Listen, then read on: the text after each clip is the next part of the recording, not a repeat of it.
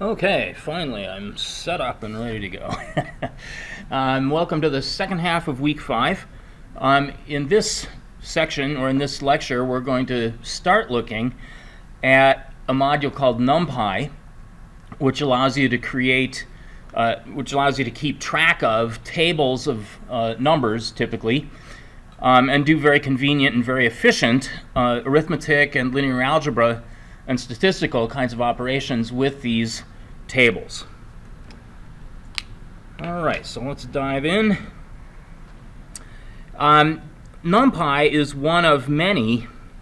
Come here, mouse. Where are you? There we go.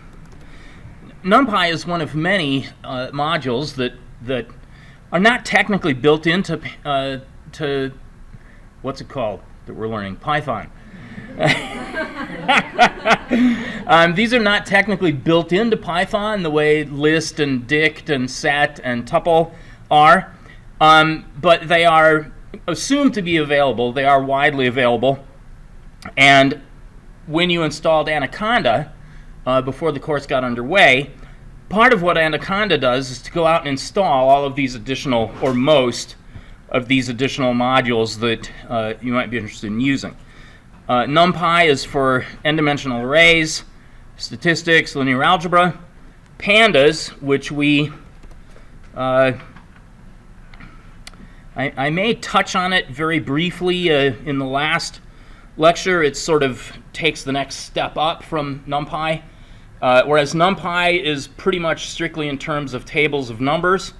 Pandas elevates that to sort of a spreadsheet capability where you can have labels for all of your rows, labels for all of your columns, and then the columns can be different things. They don't have to all be numbers. You can have integers, floats, strings, bools in a pandas spreadsheet. And then there are much more specialized kinds of modules like SciPy for doing scientific computing, stats models for doing statistics,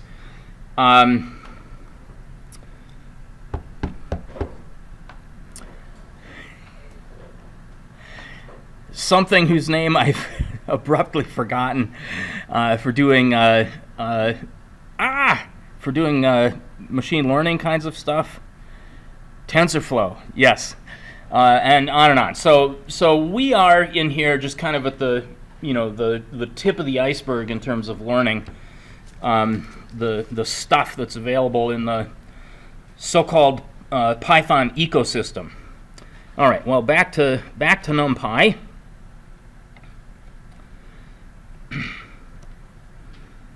In order to use NumPy, we have to do the same kind of thing that we did for using the math module. We have to say import the module, typically using some abbreviation.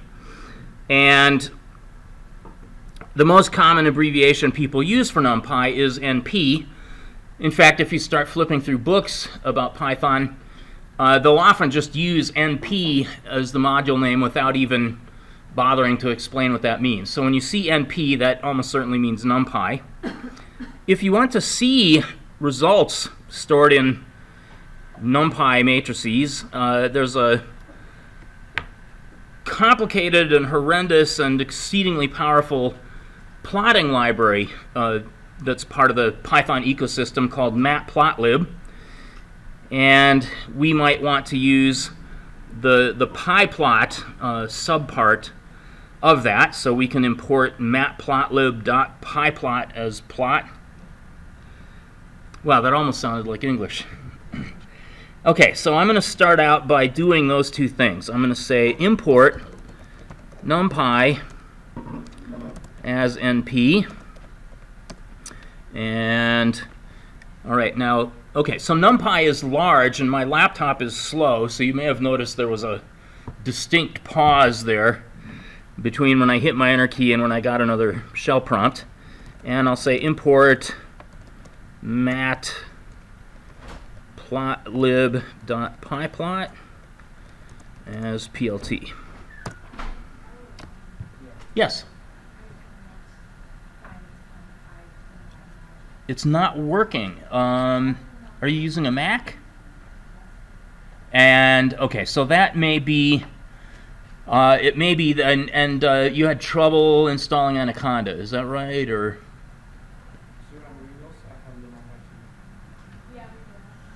are those of you that don't have NumPy, are you on Macs? Not all. Interesting. Well, are you able to get to a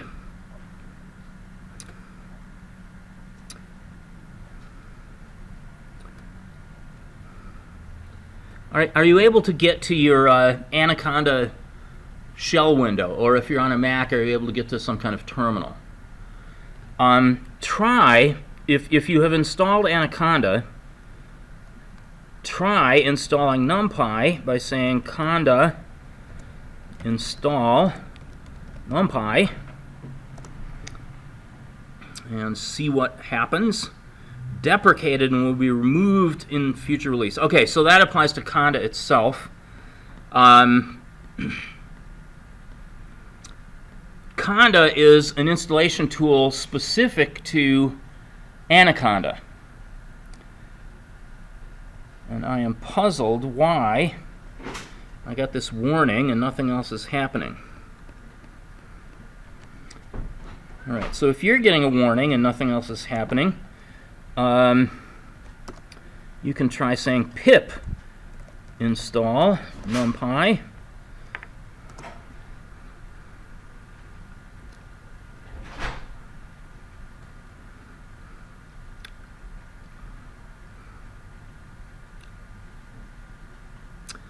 And okay, so I do have NumPy installed, so I get told that it's already satisfied and nothing happens. For those of you who weren't able to import NumPy, is pip install doing anything of use? I'm sorry? So you must have NumPy available.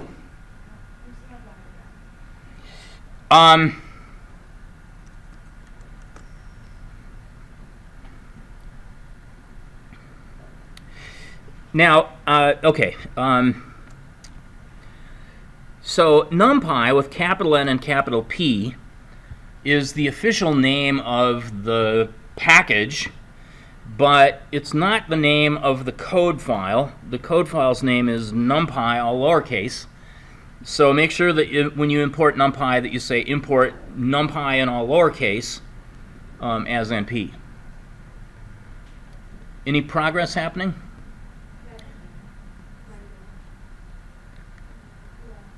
Some yes, some no. Okay, so if you're having trouble getting NumPy to install or import, relax, observe. All of this is being recorded, and I'll see if I can help sort you out after the lecture, if that's all right.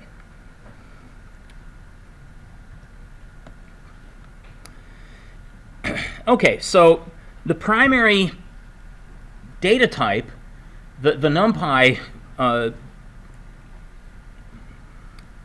keep wanting to say module. Is that right? Module. See, I've been toggling back and forth between C++ and Python, and it's done damage to my brain. Yeah, so the primary data type that the NumPy module provides is n-dimensional array. So this data type called ND array, which is, a collection type along the lines of dict or set or list or tuple. And to compare it with a list, if I say ls1 gets a list of range 5, okay, list is a conversion function, as we talked about on Tuesday. Today's Thursday, right? Yes. And range is an iterable, so this is going to give me a list of the 5 item values 0 through 4. The analogous thing in NumPy is the arange function, so arange rather than range, and that thing gives me back np.arange gives me back something called an ND array. All right, so A1. When I display A1, looks kind of similar to a list, but in order to distinguish it as a NumPy ND array, it displays as having this additional information array and parentheses around it. Okay, if I ask what is the type of A1, I get told this thing is an ND array. So far, so good. Now, an ND array stores integer values in a very efficient form. It stores them in ascending, contiguous, or side-by-side locations in memory on your machine. Now, when you create a Python list of values, 5, 2, 7, 4, 6, let's say, there's no guarantee that those values, 5, 4, 7, whatever, are anywhere near each other in memory.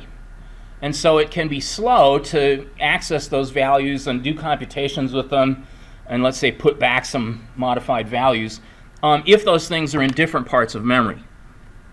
But it turns out that at the machine level, if you have values that are right in ascending memory locations, you can process those things more efficiently. And that's what ND arrays ensure. So the values stored in an ND array are very efficient, but they are more restrictive in range than Python ints. Python ints, remember, can be arbitrarily large or small, positive or negative. Okay, we could, if we, were willing to twiddle our thumbs long enough and had enough memory, we could compute, 10 to the 3,000th power and display that on our screen. But in ND arrays, the size of an integer is, at least on my system, a 32-bit integer. And it turns out that the range of values that will fit in a 32-bit integer is roughly between plus and minus 2 billion. Okay, so it's still got a decent range, but it's not nearly as wide as, infinitely wide. All right. So the type of the list that I created, as we know, is list, and the type of each of the values in this list, I was careful to create all the values to be Python ints, so the values are all the same data type. So that's Python int. The type of A1 sub 0, though, is the int32, right? So I can say ls1 sub 0 gets some arbitrarily huge integer, and that works fine. But if I tried to say a1 sub 0 gets that same arbitrarily large integer, I will get yelled at. All right, because that integer is too big to fit in a 32-bit representation in memory. Okay?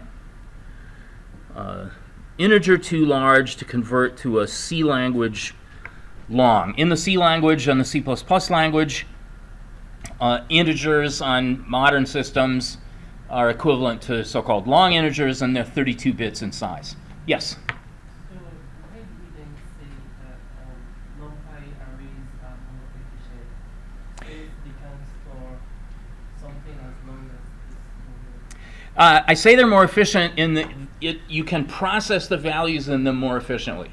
Oh, okay. Doing arithmetic with them is faster than doing arithmetic with arbitrary precision Python integers.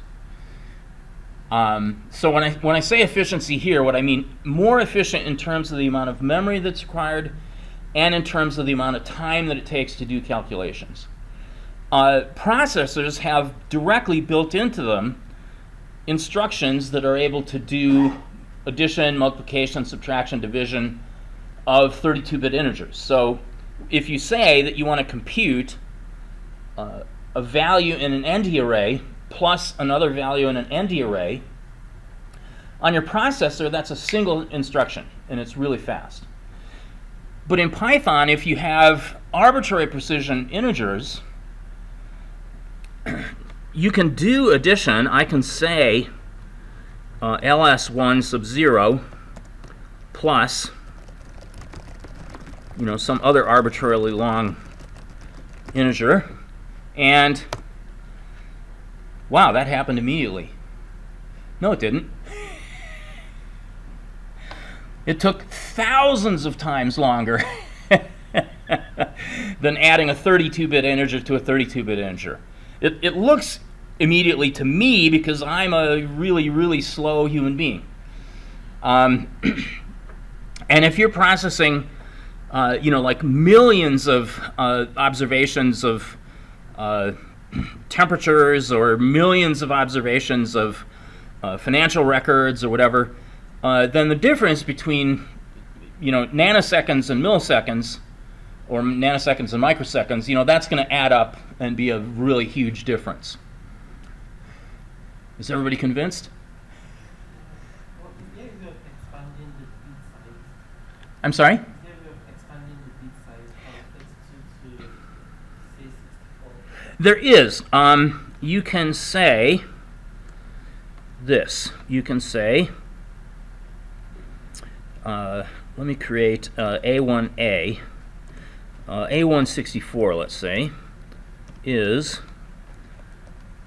np.arange 5, and then I can't highlight it because if I try to highlight it, it'll go away. But notice out here it says dtype equals none.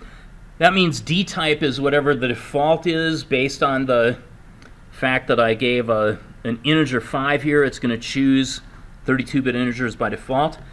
But instead, I can say dtype equals numpy dot int64.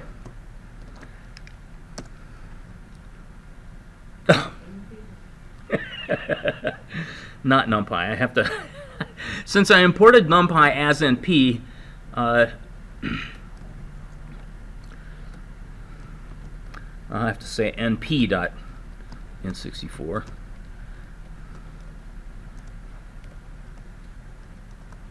There we go. Okay, so this is an array of 5 integers. These are stored as 64-bit integers rather than 32-bit integers. And the range of values that will fit into a 64-bit integer is roughly between plus and minus 9 quintillion. And I forget, there's a lot more zeros in a quintillion than there is in a billion. All right? But there is a limit to the size that you can specify. I don't believe that my system is able to handle 128-bit integers, but let's find out just for gags.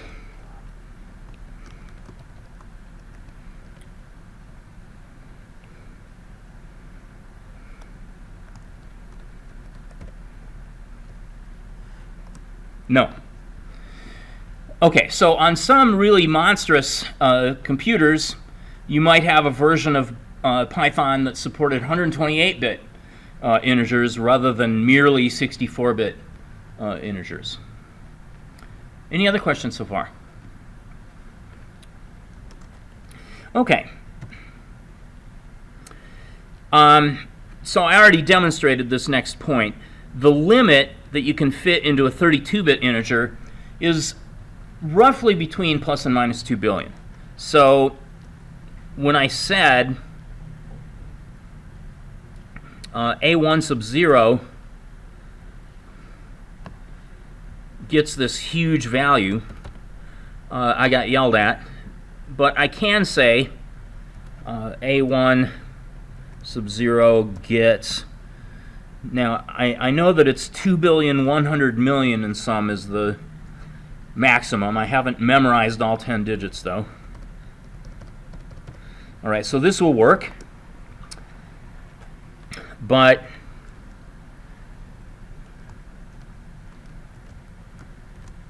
this I don't think will. Okay, so the maximum value that you can store in Int32 is a little over 2,100,000,000 and some.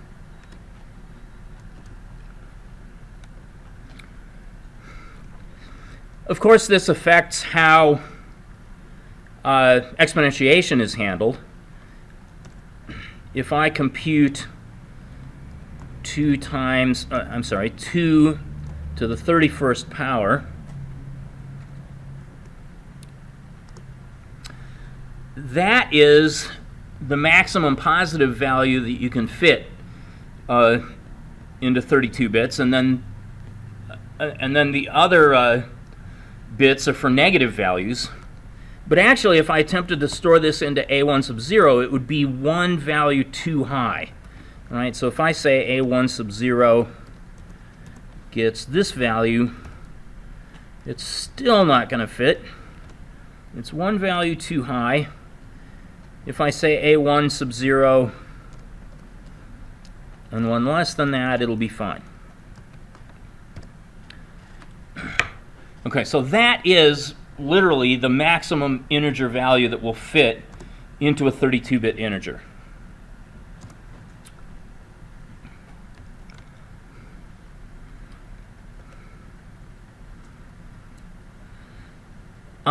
In negative numbers, you do get one extra decimal place. In other words, you get 2,147,483,648 negative numbers, and then you get the same number of 0 or positive numbers. So your maximum positive number has one less magnitude than your maximum negative number in order to be able to fit into 32 bits. Okay, I'm going to restore A1 to what I originally had by assigning a 0 in the first item. There we go. An ND array is iterable, which means you can loop through it, and you can use it in other contexts where an iterable is required. An ND array is a sequence, so we're going to be able to slice it using the square bracket colon notation. All right, so I can, since A1 is an iterable, I can say things like ls2 gets list A1, and that works fine. Since the values in A1 are in a more restricted range than the int values in Python, it's trivially easy for me to convert from a list of an ND array of int values to a list of int values, and likewise, same thing for tuple. All right, so these conversion functions work as you would expect. In order to create an array from some arbitrary iterable, rather than from a range, I can say, what am I calling this guy? A2. A2 gets, let me contrast what we did before. I said A1 gets np.arange 5. So I called the arange function provided by the NumPy module in order to create this ND array thing called A1. Here I'm saying A2 gets np.array, and now I can give an arbitrary iterable, such as a list,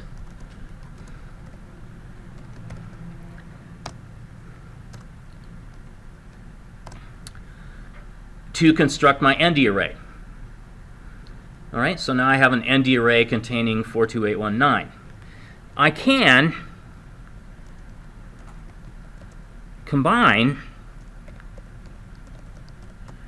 np.array with the ordinary range iterable, and that gives me the exact same thing as if I just said np.arange. All right, so np.arange is really just an abbreviation for saying np.array with range as the iterable value. In this next example, I'm creating an ND array from a tuple of two floats, and NdArray will, or NumPy will figure out that it should store those values as floats rather than ints. Okay, so this parenthesis is for my function call, and then this parenthesis here is because I'm creating a tuple, 2.71828 and 3.14159. Okay, and so having a physics background, E and pi are two of my favorite numbers, so I should give them to much more precision, but there we are. And A3 now is an array, is an NdArray, and this is an NdArray of float 64. So if I ask for the type of A3, that's an NdArray. If I ask for the type of A3 sub 0, I get told that that is a float 64. So floating point values that you can store in an NdArray are also in a restricted range, just like integer values are. Fortunately for me, or unfortunately, whatever, it turns out that Python itself uses the same float 64 floating point format that NumPy does. So whereas I cannot guarantee to take an arbitrary Python int and store that into a NumPy int32, it is guaranteed that I can take an arbitrary Python float and store that into a float 64. Those are directly the same representations.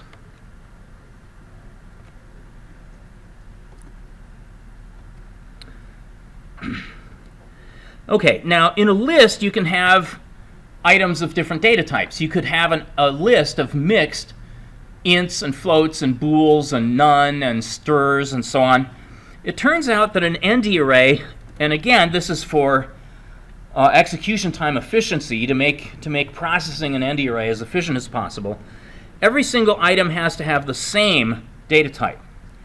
And if you try to define an NdArray by specifying a mixture of data values, here I have the int3, the float 4.5, the int5, and the float 6.7, NumPy does this nasty thing called upcasting to try to identify which of the data types is the most complicated and then convert all of the less complicated ones to that more complicated type. NumPy believes, and NumPy is correct, that floating point numbers have a more complicated representation than integers. So in this case, since I've specified a mixture of integer values and floating point values, everything gets converted to floating point. All right, so let me say, what is this guy called? A4. So A4 gets np.array, and I am mixing integers with floating point.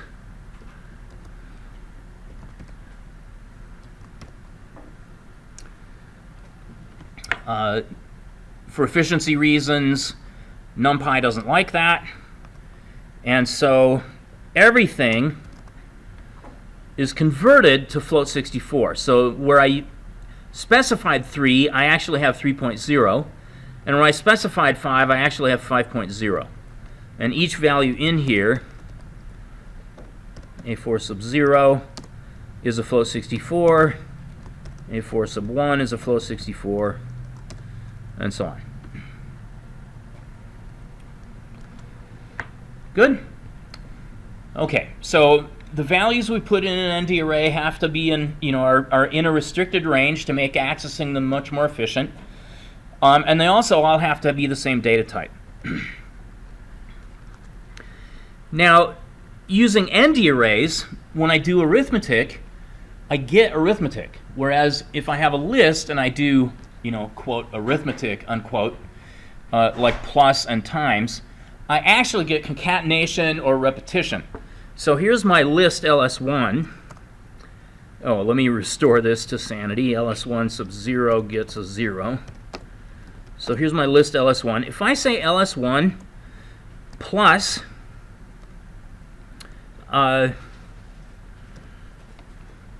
3, 4, 5, 5, let's say. Actually, LS1 has 5 values in it, so let me add a 4 in here. I'm not going to get 3, 5, 7, 8, 8. I don't get the values added up. What I get is a list that is the concatenation of those two lists. Similarly, if I say LS1 times 2, I don't get 0, 2, 4, 6, 8. I just get two copies of 0, 1, 2, 3, 4 appended together.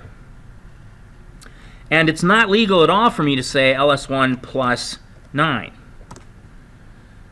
Okay, I can't add a list to an integer. Now I can add a list to another list containing that integer, and that's back to being concatenation again. With ND arrays, on the other hand, all of these things are treated as actual math. So if I say A1 plus A1, what I'm going to get is a new ND array object that is the item-by-item sum of two copies of A1. Okay? Now, A1 itself hasn't been changed. If I wanted A1 itself to have been changed, actually let me create A1 sum, or A1 twice, let's say. I would have had to assign the result of the addition to some variable. Okay, so A1 is not changed, but A1 twice now exists and refers to an ND array, each of whose values is twice the corresponding value in A1. If I say A1 times 3, I get an ND array where each item is multiplied by 3. And if I say A1 plus 2, I get an ND array where each item has had 2 added to it. Okay, so you can do arithmetic with lists, but you have to use loops to do that. It's not very convenient. Whereas with ND arrays, it's very convenient. If you have an ND array and you want every value in there to be half of its original value, you just say A1 gets A1 over 2, and now every value has been divided in half.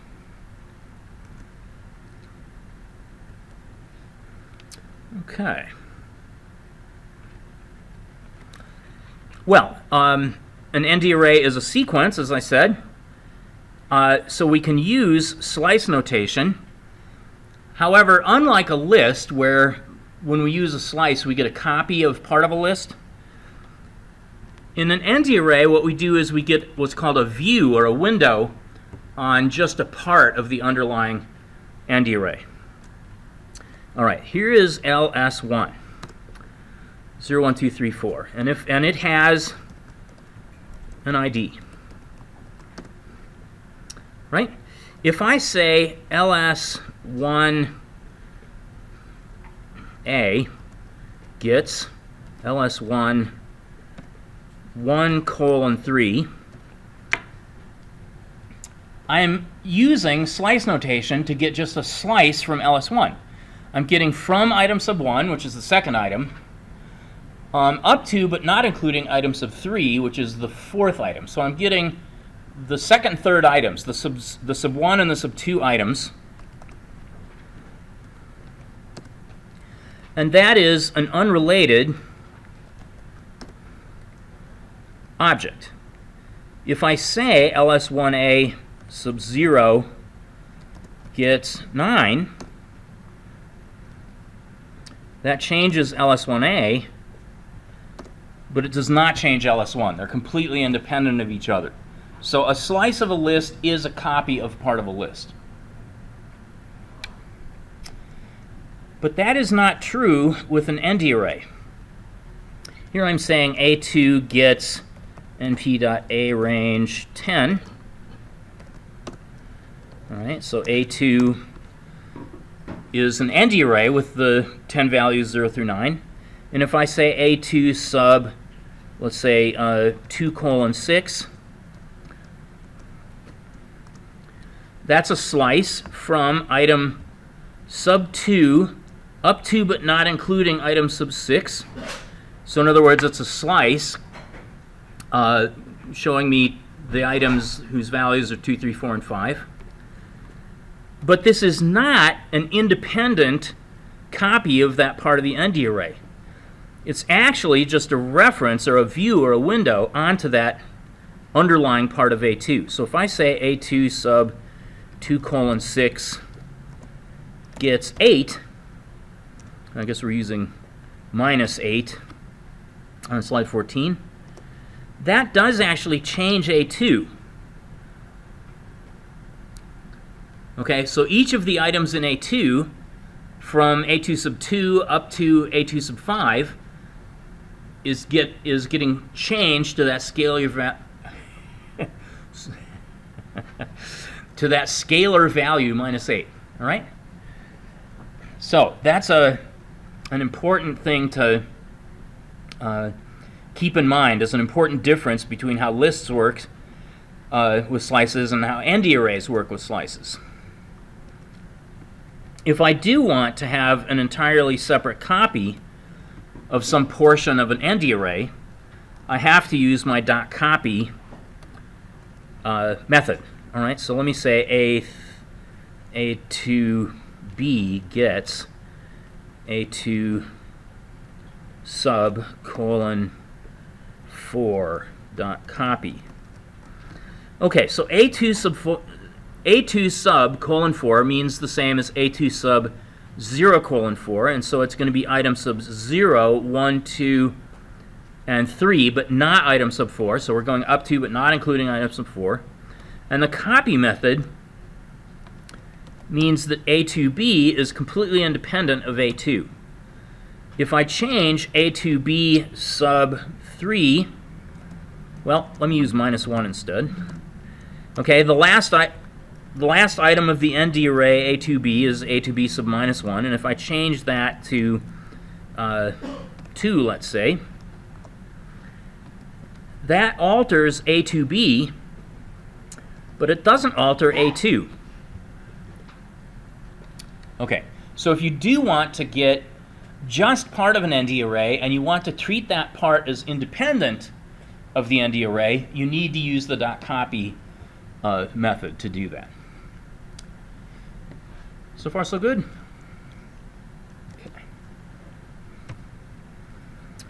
Okay. Here's basically the same kind of example that I just did.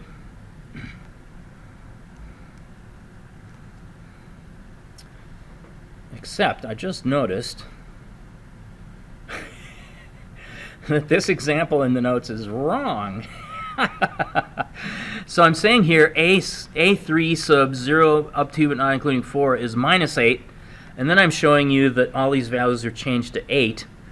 No, that's not possible. They should all be minus 8, not 8. Good?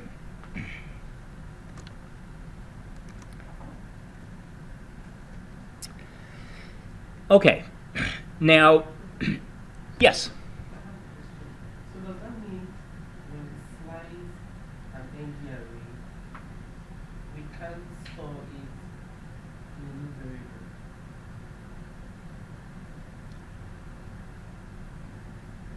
variable? Well, let me back up. Okay, let me make sure I understand what you're asking me. And along the way, you know, we might as well do this example after all. So let me reset A2 to be np.arange 10, and now here's A2, the whole thing.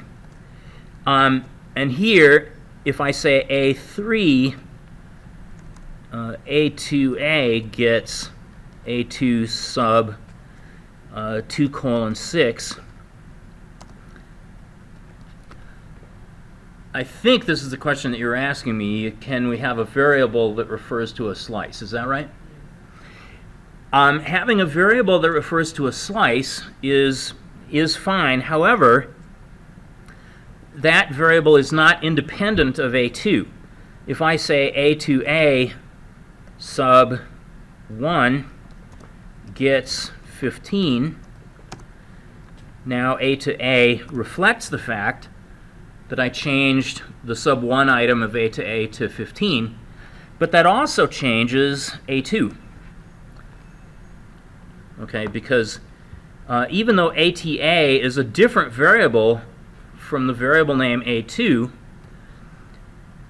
that variable name A2A is still referring to a view on some underlying part of A2. All right, and so I was able to change that A2's sub 3 item to 15.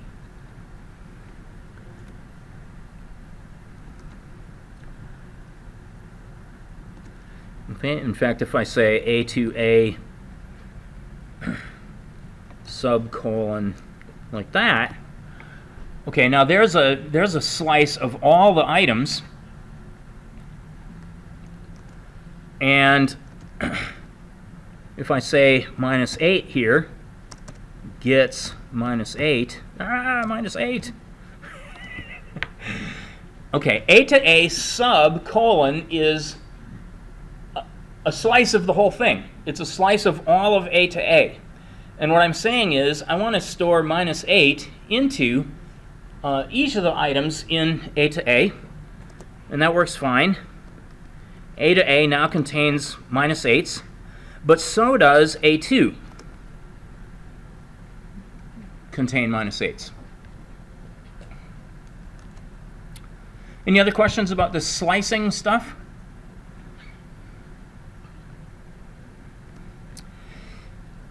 Okay, now where ND array, well, ND array, the name ND array stands for n-dimensional arrays.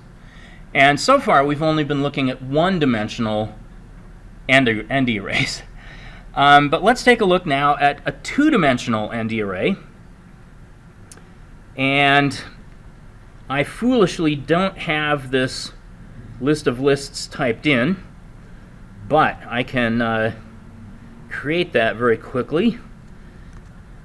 All right, so M1 gets list range 5. M2 gets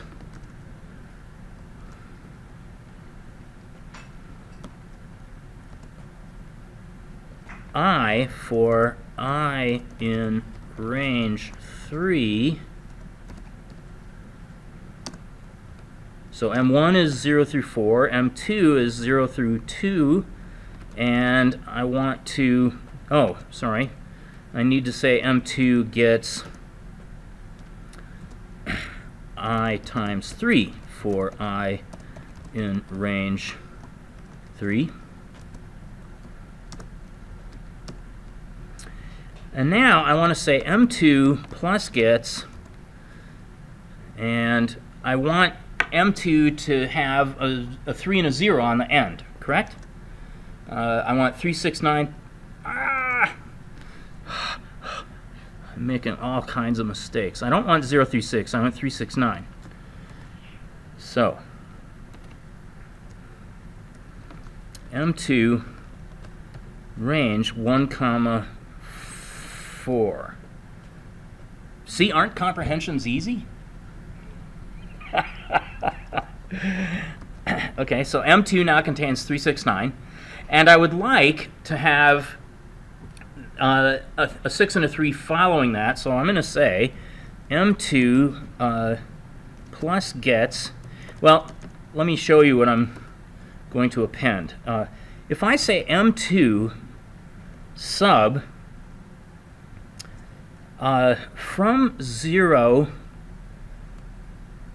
to and not including 3, but in the negative direction, I can actually specify a step as a third part of a slice.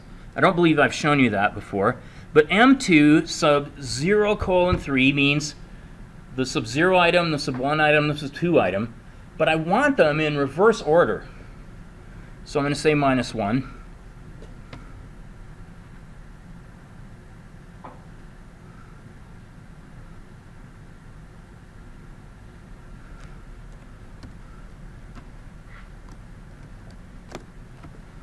All right, that worked. So why? Oh, duh.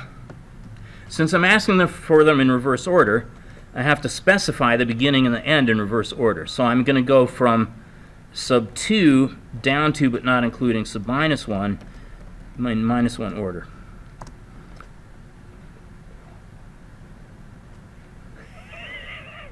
Now I'm upset. All right, I'm going to stop being stupid here and just say M2 plus gets the list 6.3. Okay, clearly I should have just manually typed the whole thing in and I'd be done. All right, now we've got 24608. I'm going to be smart this time and just say M3 gets 24608. Now I've got M1, M2, and M3, which are the 3 lists that I want to have in my list of lists. The list of lists is going to be M35, and that's going to be a list containing a copy of M1 and a copy of M2 and a copy of M3.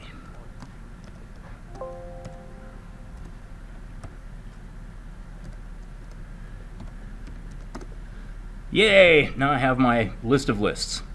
It's not as neatly displayed as it is here on slide 17, but it is a list of things, right? I've got the 2 square brackets at the far ends, and particularly it's a list of 3 lists of 5 ints. All right, and if I now convert that to an ND array, A35 gets np.array M35. I may have mispronounced that. A35 gets NP array M35. Now I've got those same values contained within an ND array. And I can find out what the shape of that thing is by asking for A35.shape. I can find out how many dimensions that thing has by asking for its MDIM. So this is a 2-dimensional ND array. In terms of accessing items within the ND array, I can do what I could do with a list of lists. I can say A35 sub 1 sub 2, let's say.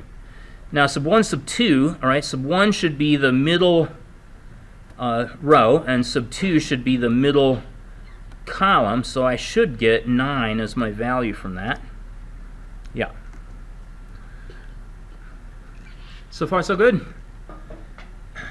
Okay.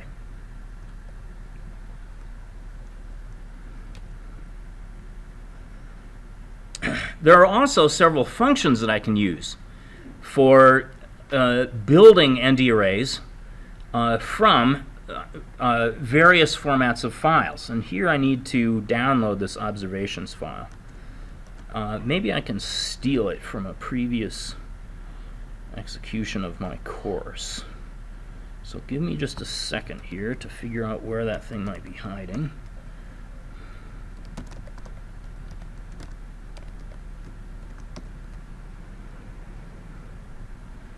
Aha, there we go. Okay. Oh, silly me.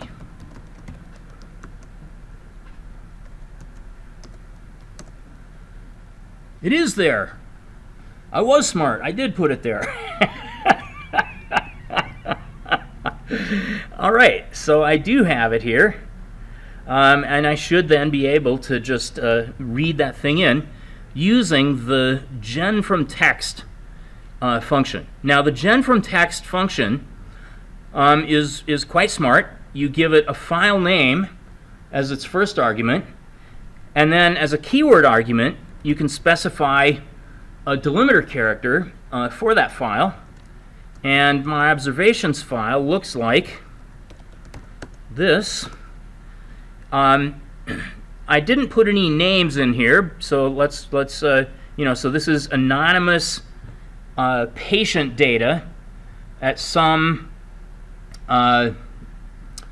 medical clinic or doctor's office, and I'm intending for the first columns here to be people's ages, the second column to be people's heights in inches, and the third column to be weights in pounds. So my first patient here is a 28-year-old person who is 5 feet 2.5 inches tall and weighs 177. You don't want to be that person.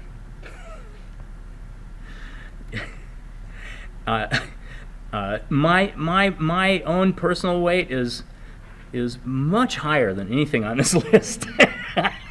Okay, and so here we've got a 49-year-old person, 5 feet 3.5, 170.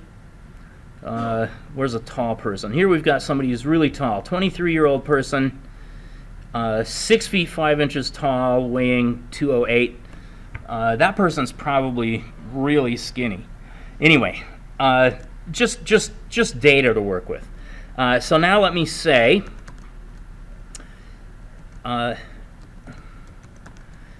ACSV gets np.gen from text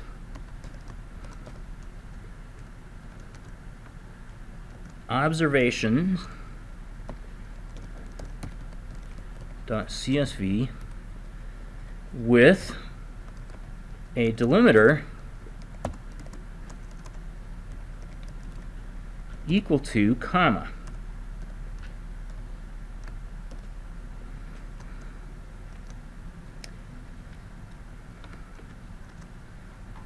Gen from, oh, txt.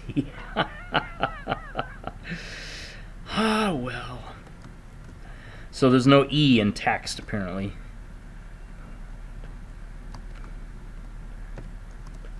And there we go. So now I've got ACSV, which is my two-dimensional ND array describing, patients at a medical clinic or something along those lines. ACSV's shape is 20 by 3, so I've got 3 columns in here, each of which has 3. I've got 3 columns, for each of which there are 20 rows, and the number of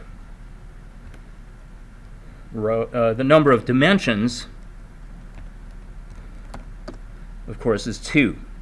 If I want to see just like the first 5 patients, let's say, I would say ACSV sub colon 5. Okay, the slicing here is on the first dimension, which is the row dimension, and there I've got the first 5 items, that is 0 through 4, from this ND array.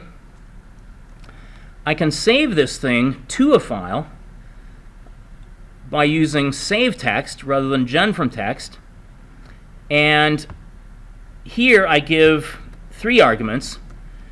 The first argument is the file name that I want to create, then the data that I want to store into that file, and then the delimiter that I want to use between the values in that file.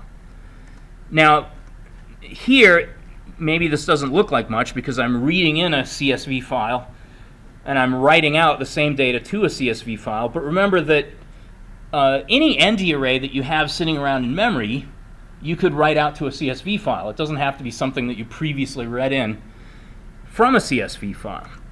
Okay, so if I say np.saveText into new.csv ACSV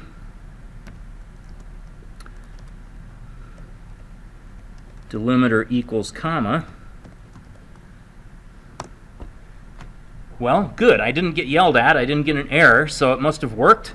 And if I flip to my terminal window, I see that, yes, indeed, I do have a new CSV file. In fact, if I request what's called long format information about that file, I'm told that, yes, that thing was just created at 3:56 today.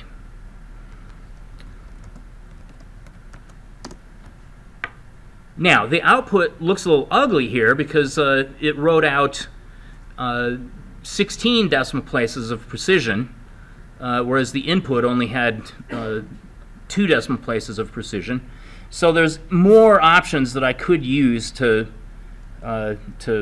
format stuff, but I'm not going to try to be exhaustive about the billion keywords that you could give to save text.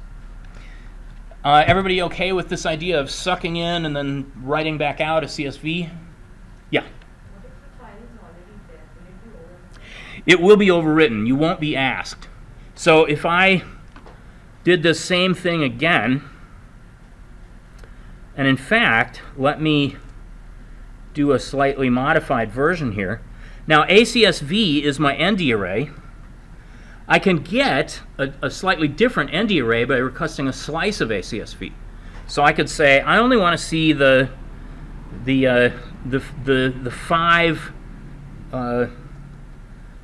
10 middle patients in here. I want to see from patient 5 up to but not including patient 15.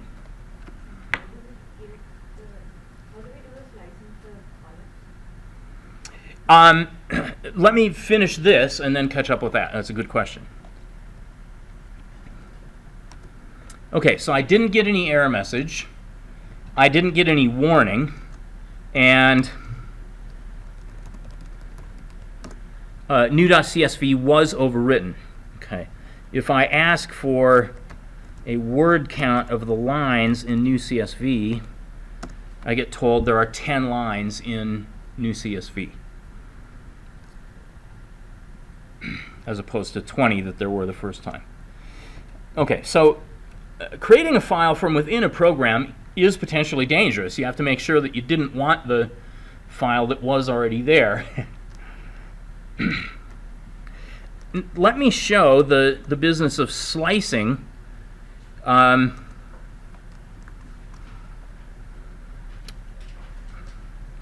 rows and columns to answer the question. ACSV. Actually, let me use A35 because it's smaller. So A35 sub colon 2. I'm asking for a slice of A35, and the first dimension of the slice is on rows. So this is going to give me from row sub 0 up to but not including row sub 2. So in other words, just row sub 0 and row sub 1. And I get the first 2 rows of A35. If I say A35 sub 0 colon 3, meaning every single row, I can then specify a comma and specify the column or columns that I want. So if I say 3, just 3 here, I'm going to get this column from all 3 rows. Although since now that's a one-dimensional array, it's not shown to me. It's shown to me basically as a one-dimensional vector. Let me instead use a slice so that I'll see that I have a two-dimensional result. So let's say from 1 colon 3. So here I have a slice of rows, which is 0, 1, 2. And I also have a slice of columns, which is 1, 2, but not 3. And so what I got are these 2 columns from each of the rows.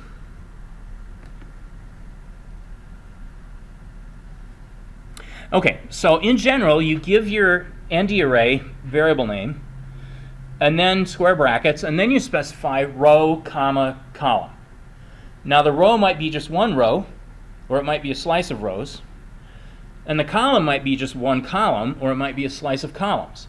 And what you get as a result depends on which combination you use. So A35 is this whole two-dimensional array. A35 sub 2 comma 3 is, well, let's see. A35 sub A35 come on now. A35 sub 2 is this row. A35 sub 2 comma 3 is the sub 3 column of the second row, of the sub 2 row. A35 uh, 2:4. Well, no, I don't have that many. I can say 1:2, 1:3, comma 3. Okay, this is going to be 2 rows, row 1 and row 2, but just column 3. So that's actually going to come out as a one-dimensional ND array with just this value and this value. But if I say A35 sub 1:3, comma, :3, now I'm asking for rows 1 and 2, columns up to but not including 3. So I'm going to get basically this square ND array. I'm sorry, I won't get, I'll get this lower left rectangular array. I won't get anything from the first row.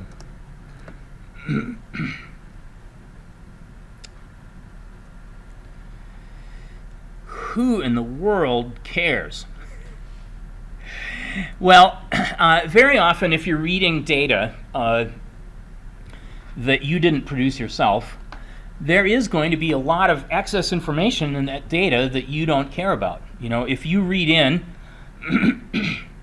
a table of ages, heights, and weights of 10,000 patients, and you only care about people in their 60s, then you need to be able, and maybe you don't care about their ages. Well, let's say that you care about people in their 60s, but you don't really care about their ages. You only care about their heights and their weights. So what can we do there? I've got my ACSV data set. ACSV. All right, so this is from observations. Now, maybe I only care about people in their 60s, and I only want their heights and weights. I don't want their actual age. So I don't care whether somebody is 61, 62, 68. I don't care about that. I just want the ages and the weights for people in that age range. The heights and the weights for people in the age range. Well, I need to know about...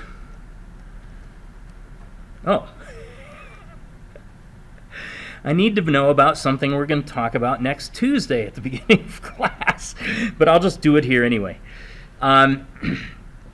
If I say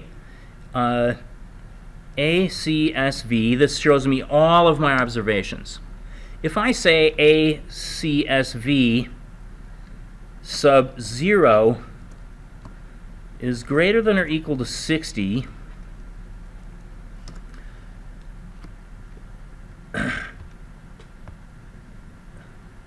I get what's called a Boolean index, but it's actually only giving it to me for the first row, so that's not helpful. What I want is ACS... Oh, of course, duh. I asked for the first row. I really want to say ACSV greater than or equal to 60.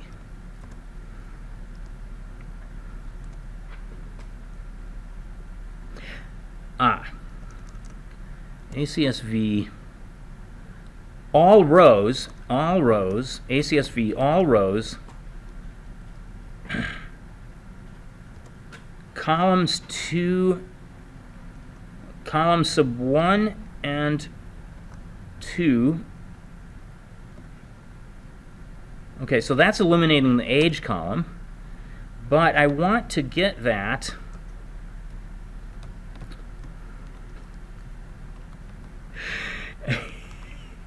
I'm digging myself a deep hole here, but it's good stuff.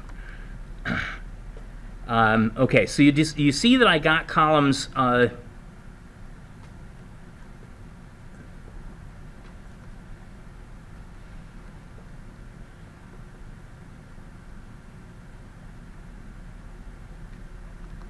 confused. A35. Oh. ACSV. I want to get just the rows where the age is greater than 64. So in other words, I want ACSV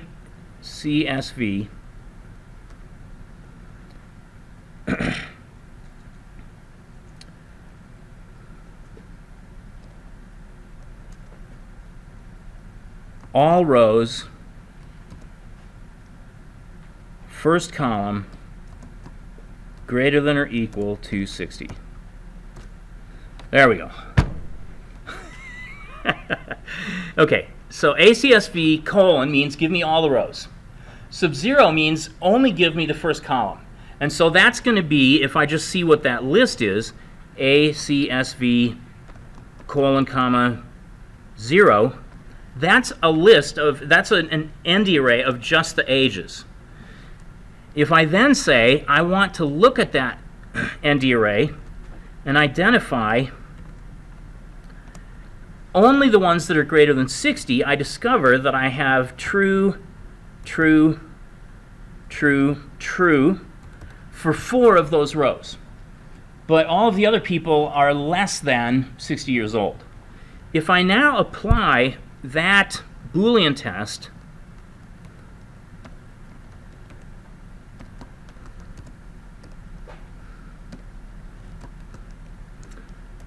as an index, all right, so what I'm doing is I'm saying identify for me the rows where the person's age is greater than or equal to 60. I'm going to get a bunch of falses and trues. And I can use those falses and trues to select just the rows where that relationship is true.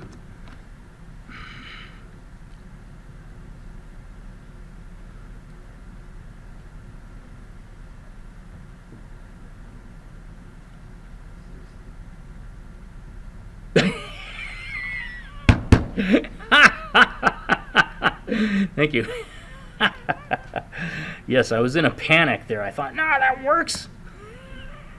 It does work. Everybody has an age greater than 0. Yay! Okay.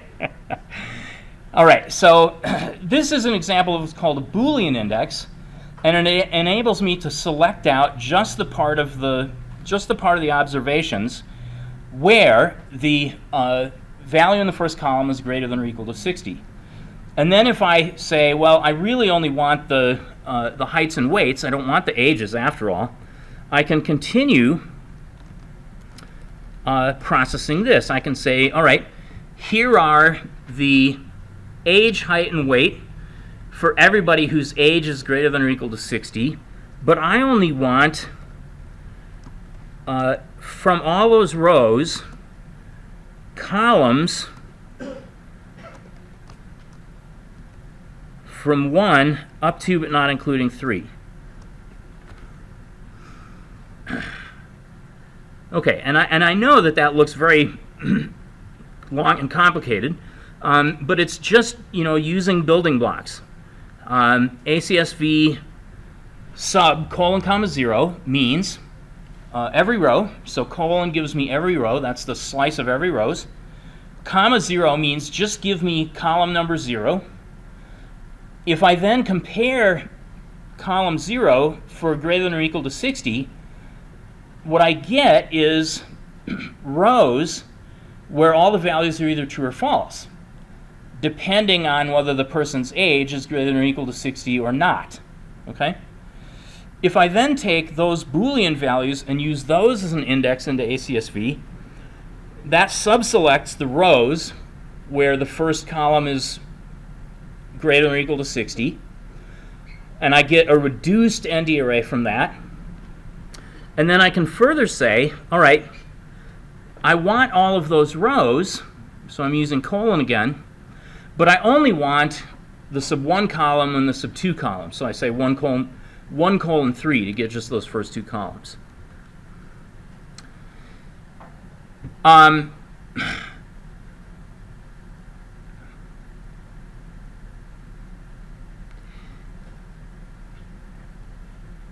One other comment that I want to make about this is how I approach data in general, which is in a very step-by-step way. You start out with all this data, and you think, I don't want all this data. How can I just get the data that I want? And that's usually going to involve throwing away certain columns and or throwing away certain rows. And then you just have to kind of make a decision, well, is it easier for me to throw away rows first, or is it easier for me to throw away columns first? How do I want to do this? In this case, I wanted heights and weights. So I could say, oh, I only want height and weight, so I'll throw away column 0. But wait a minute, I want height and weight for everybody who's greater than or equal to 60, and I just threw away the ages. So that can't work. So I guess I better throw away the ages that I don't want first, and then throw away the column that I don't want. Yeah? Why don't you get 5 columns? Why don't I get 5 columns? Yeah, so like you added 2 more at the end of it, it looks like to me, but obviously that's not the case. But what would you, I guess, like, what would you have to do to have first the 3 columns and then the 2 columns? Okay, what I probably should do, I have claimed this is step-by-step, and it is step-by-step, but what I probably should do is to use different variables to make the steps really clear. Okay, so let me do that. Here's my ACSV. I will come back to you. Here's my ACSV, which is all of my observations. The length of ACSV is 20. There are 20 rows. Actually, a smarter way for me to ask that is ACSV.shape, because that tells me that there are 20 rows and that there are 3 columns in each row. Now, I want from ACSV, let me find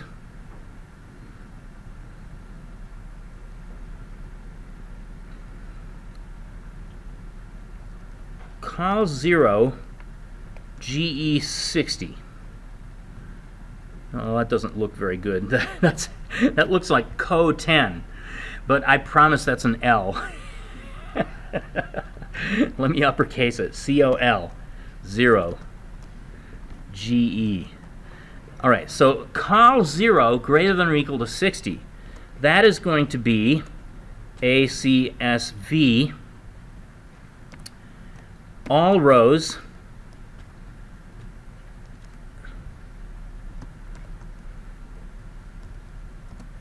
but only okay. So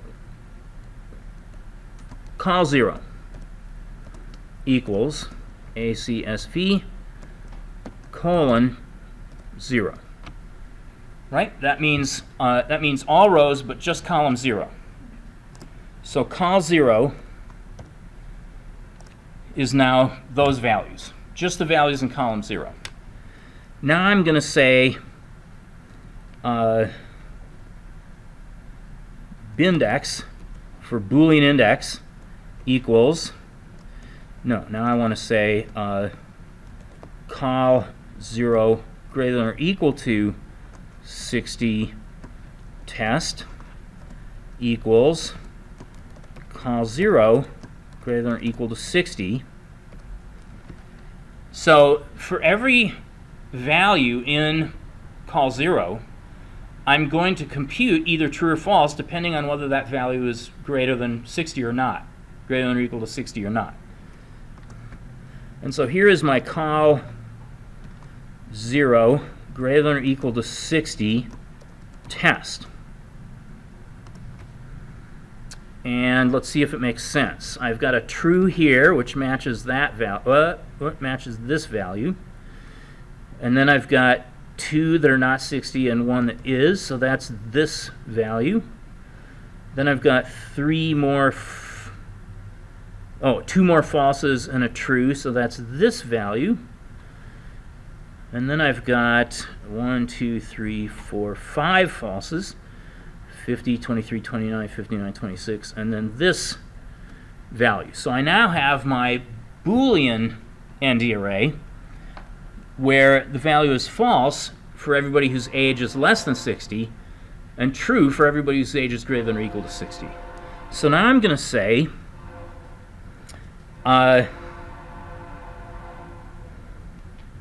ACSV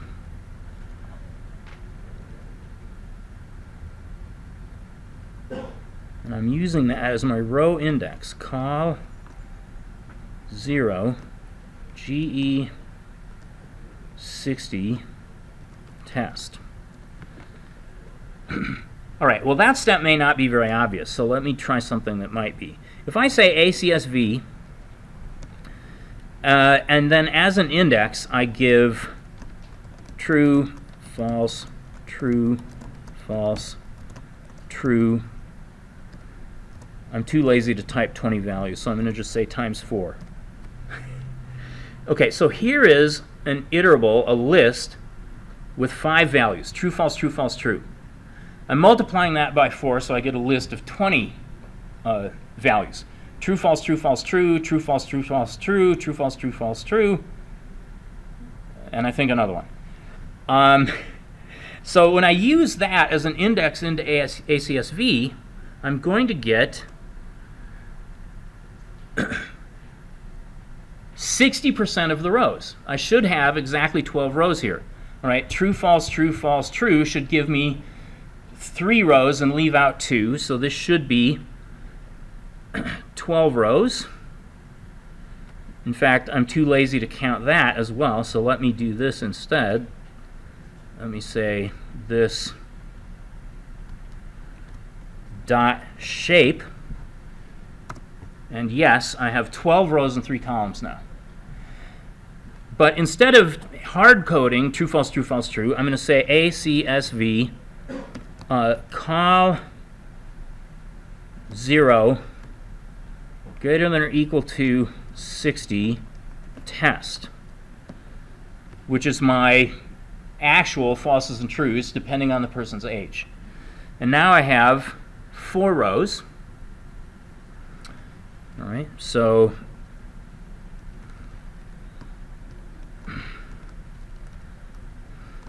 I can say senior citizens, SNRSIT, senior citizens is, now I'm one of these people, so I can laugh at myself.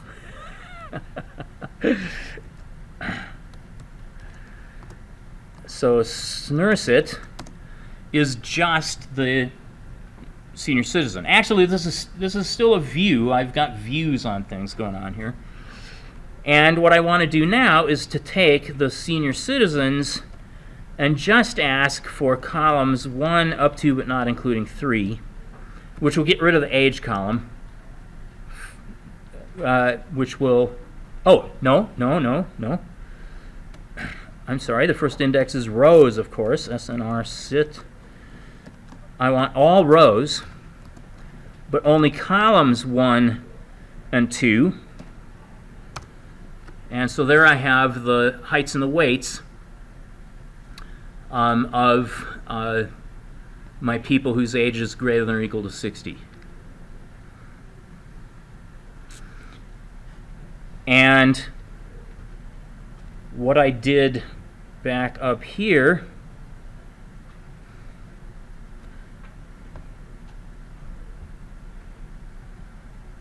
was that same stuff all in one expression.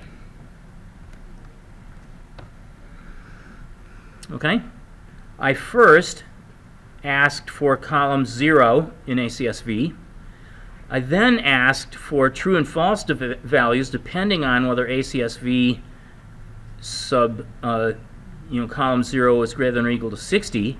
That gave me back my Boolean ND array, which I then used as an index into ACSV. That got me back the 4 rows for people whose age was greater than or equal to 60, and then I took that and asked for all the rows but just columns 1 and 2.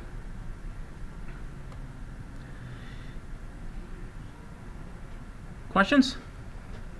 Someone had a question over here, yeah. So the logic statement here is greater than or equal. Can I use other logics? Yeah, this can be,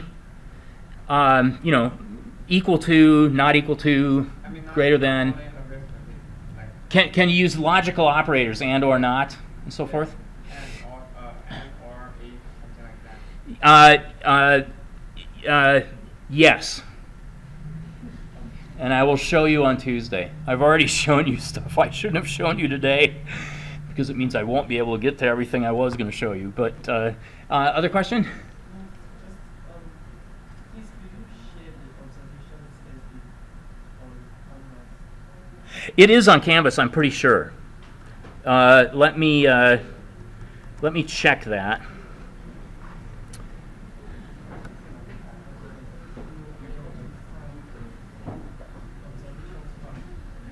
Well, let me see where we are.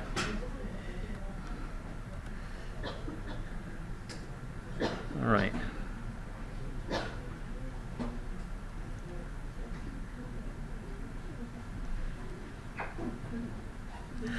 Okay, so in the process of going through that example illustrating Boolean indexes, I also showed you quite a few slice examples as well. And that's basically what the last few slides of today were about. So on Tuesday, we will go through the last bit of this lecture that I bypassed.